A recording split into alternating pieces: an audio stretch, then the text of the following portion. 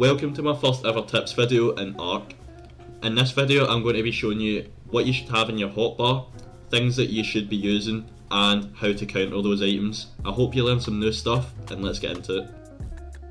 So to start off, we're going to be starting from the character creation menu, and that is just because it's going to be a fresh character, and if you were to know what character to build, then fair enough, but there's a lot of people out there that don't know that if you actually make your character a female, and whatever skin colour, doesn't matter, and make everything the smallest it can possibly be, you're going to be the smallest character that you can possibly get in the game, and you're going to have a smaller hit radius. And as you can see, she's tiny. Now to start off, the first thing we have in the inventory is bolas. Bolas stack in 10 and they're so easy to craft. It's usually one of the first things that you will go for. It requires 15 fibre, 3 hide, 3 stone and 10 thatch. So these stack in 10 and a 10 stack is only 5 weight. The main use of bolas are to stop players from moving for 30 seconds and to also stop tames from moving. If a player was to be riding this Pteranodon and I bola the Pteranodon, he would be then shot off his tame, but he would still be able to move, but his PT wouldn't. The only way that you'd be able to fix this is by removing the bola, or if a tribe mate was to whip the tame. But if a player was bola'd again, if I done the exact same thing onto the PT like that, then the player would not be able to move for 30 seconds, and the other counter for that is having a whip. If your tribe mate is bola'd and you whip him, you should be able to get up and run. Even though it shouldn't be able to happen, that's just the way the game is. It is ARK.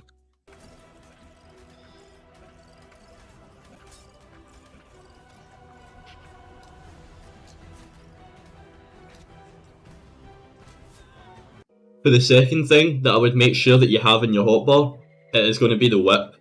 It is only 25 fibre, 10 hide, 10 silk and 5 wood. Now the hard part about the whips, well the most annoying part, is that you can only learn that engram over on Scorched Earth. However, if you go over to Ragnarok, which is also a free DLC map, which you probably know, you can also unlock the whips over there, along with other things like Flamethrower ammo.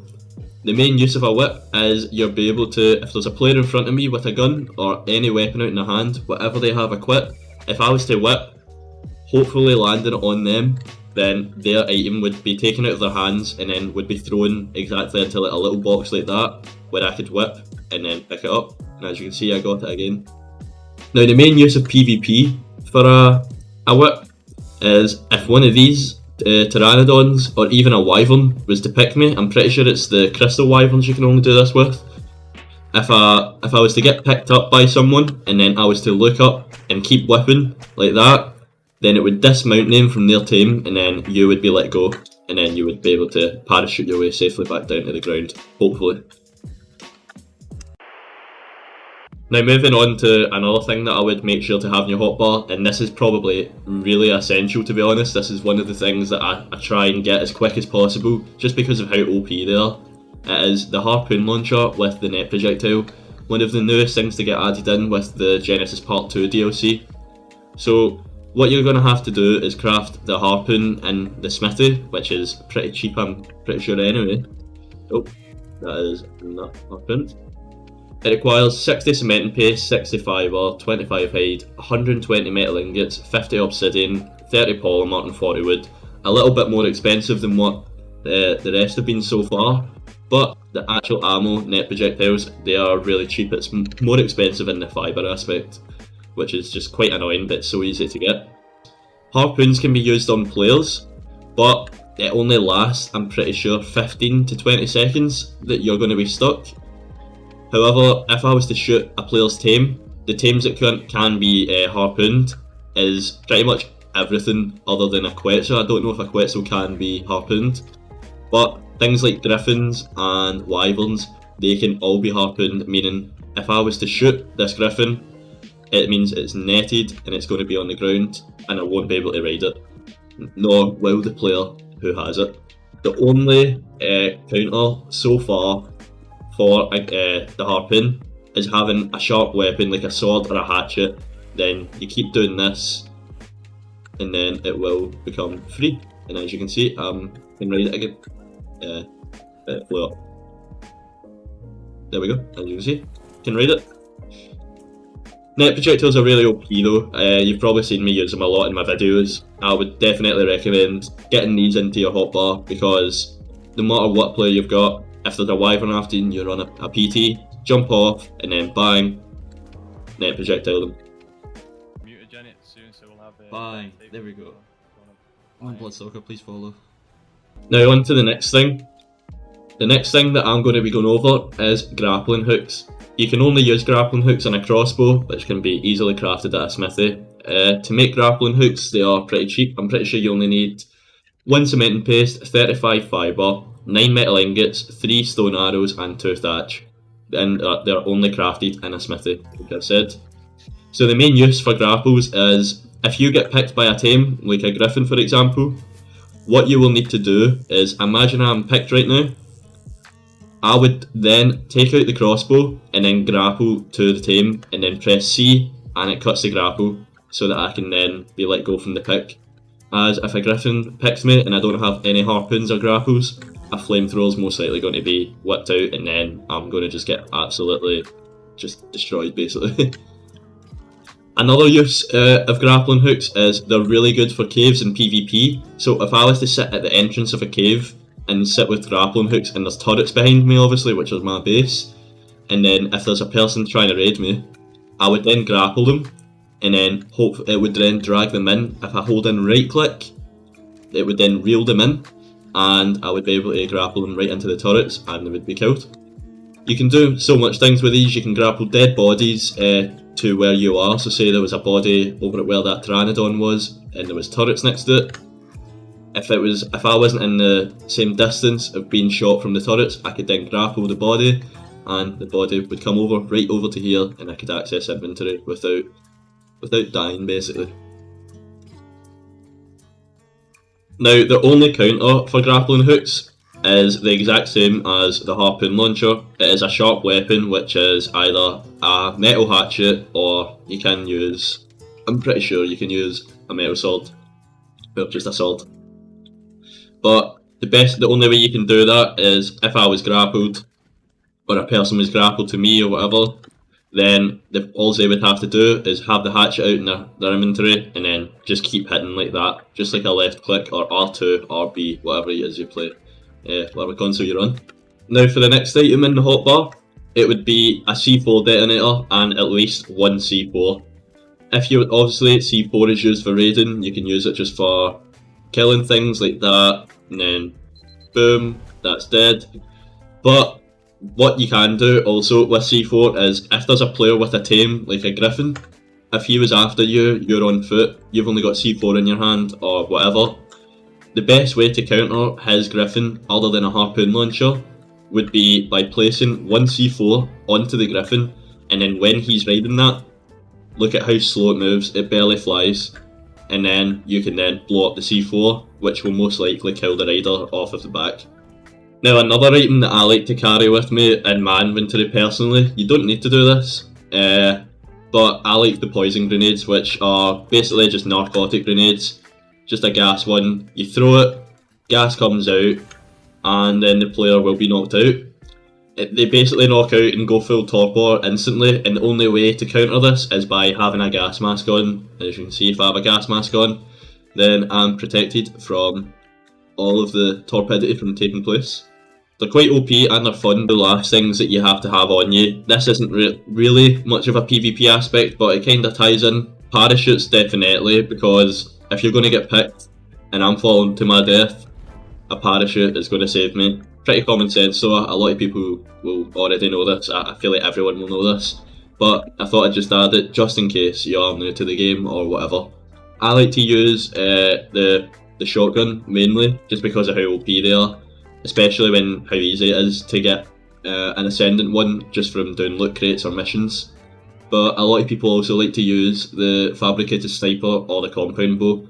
I do like to mix both of them, but that's only after I'm a bit richer and I can afford the risk of losing 2 weapons at once rather than just losing just one. Best way to use a Fabi would probably be in third person. You can go over to MTS that has a deathmatch and you can help practice on. I will be showing clips after each and every one of these items in the inventory, just so that you can see how they're used. So I will show you some footage of the Fabi being used like this, and you use it in third person. It's so close to dead. Come on.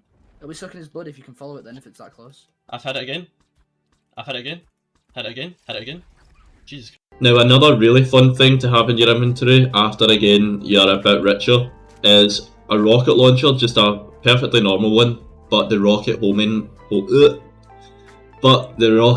missiles took me about 10 years to just say that. I don't know why, but these things are really OP for PvP, as see if you see a player that is just kicking about and you have a rocket with a homing missile on you, as you can see, you aim, and you lock, and it locks on to an enemy.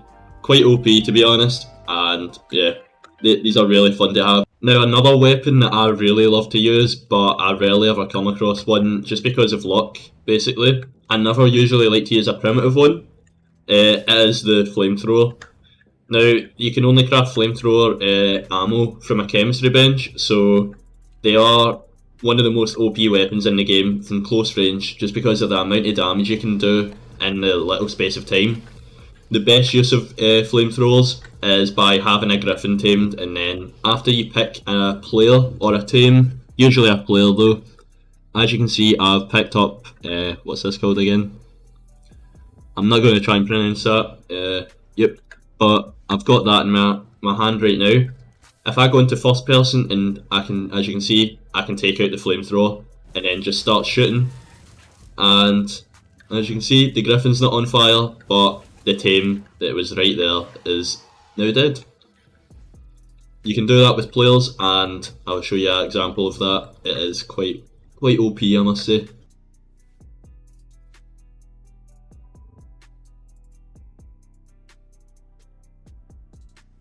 Now, other items to consider for your hotbar or just your PvP inventory just in general is the Plantsies fruits.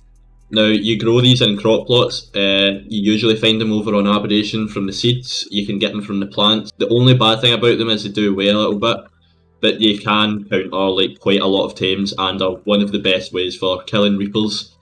As if you throw these, then it was like a flashbang. As you can see, it does that light smoke around the reaper. That means that it's got the light around it and it is vulnerable for that amount of time. So if I keep throwing that and then say I done this, then the Reaper's going to lose so much more health than what it usually would. Look at the amount of damage it's doing just from the light.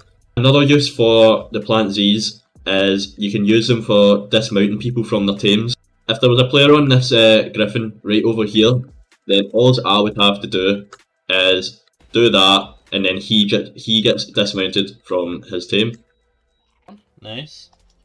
I need help. I see them. Nice. Now, another item that is you can be using, this can be used for bases or just PvP in general if you were trying to trap someone, is the Plant Y fruits. Again, you get these from Aberration, but I'm pretty sure you can get them over on other maps like Genesis.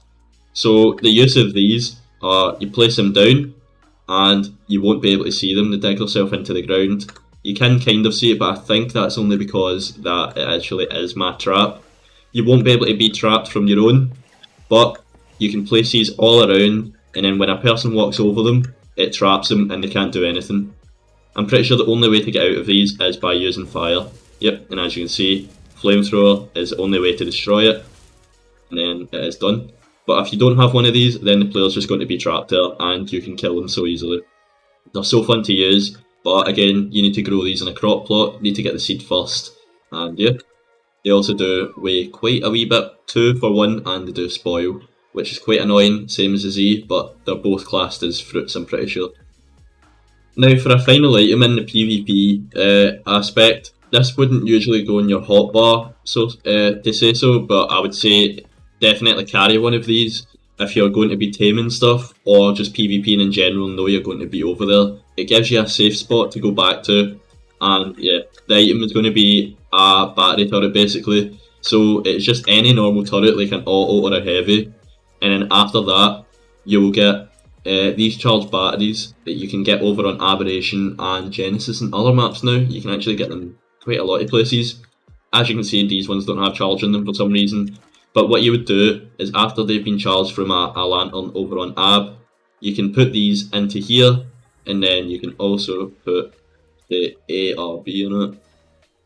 And then after that, you'll be able to turn it on, and it doesn't have to be connected to a generator or anything. You can use this just for mainly PvP, as if you sit one down and then hide behind it and just keep going back out to PvP, then you've got a safe spot to go back to, because why not be safe rather than just going all out and risking losing everything. It's a good wee thing to have, but only be carrying these if you can afford it, because if you lose it, that's on you.